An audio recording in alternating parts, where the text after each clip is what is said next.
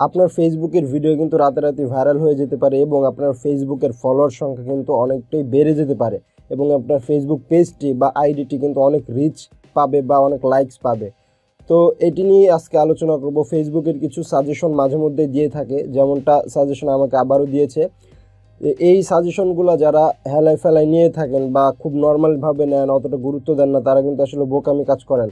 ফেসবুকের প্রত্যেকটা সাজেশনে কিন্তু খুবই গুরুত্বপূর্ণ। তেমনটাই একটি সাজেশন আসছে ফেসবুকে যে আপনার ফেসবুক ভিডিওতে যদি আপনি হ্যাশট্যাগ ব্যবহার করেন তাহলে কিন্তু আপনার ফেসবুকের ভিডিও কিন্তু ভাইরাল হওয়ার সম্ভাবনা খুবই বেশি।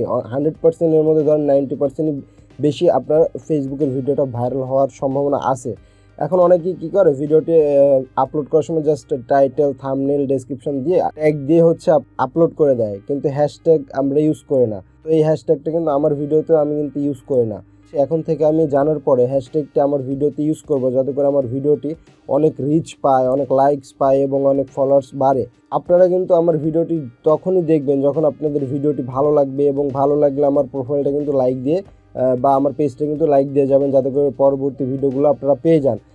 কী জন্য এই লাইকটা দিবেন? আমার ভিডিওটা যদি আপনার কাছে পৌঁছায় তারপরেই তো ভিডিওটা দেখবেন এবং তারপরে লাইক দিবেন। ধরেন সে এক্সাম্পল, আপনারা একটা ব্লগিং চ্যানেল আছে, আপনি সেখানে ব্লগিংয়ের ভিডিও আপলোড দেন, সে ব্লগিং রিলেটেড, ধরেন ব্লগিং রিলেটেড আপনি 5টা ট্যাগ আপনার ডেসক্রিপশনে দিয়ে দিলেন, ঠিক আছে?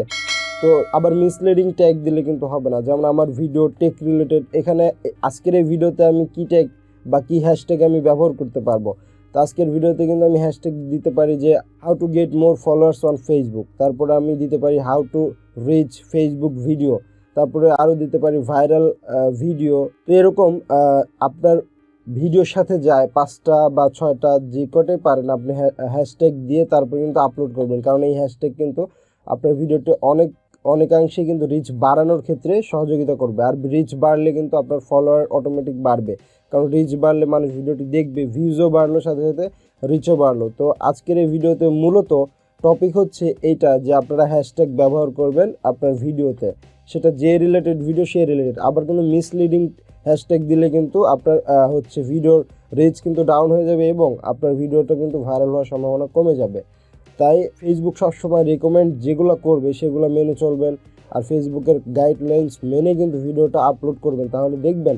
আর অ্যাক্টিভ যদি রেগুলার থাকেন, আপনি রেগুলার যদি একটা নির্দিষ্ট নিয়মে যদি ভিডিও আপলোড করেন, রেগুলার যদি কনসিস্টেন্টলি বজায় রাখেন, তাহলে কিন্তু ফেসবুকে সফলতা খুবই হাতের কাছেই, আপনার একদম খুব নিকটে। ফেসবুকে কিন্তু মানুষ, আমরা বাংলাদেশি হিসেবে কিন্তু অ্যাক্টিভ থাকি বেশি এবং সেখানে কিন্তু ভিডিওটাও বেশি দেখে থাকি। তাই আপনি যদি ফেসবুকে ভিডিও বানিয়ে থাকেন তাহলে অবশ্যই আপনার ভিডিওতে হ্যাশট্যাগ ব্যবহার করবেন।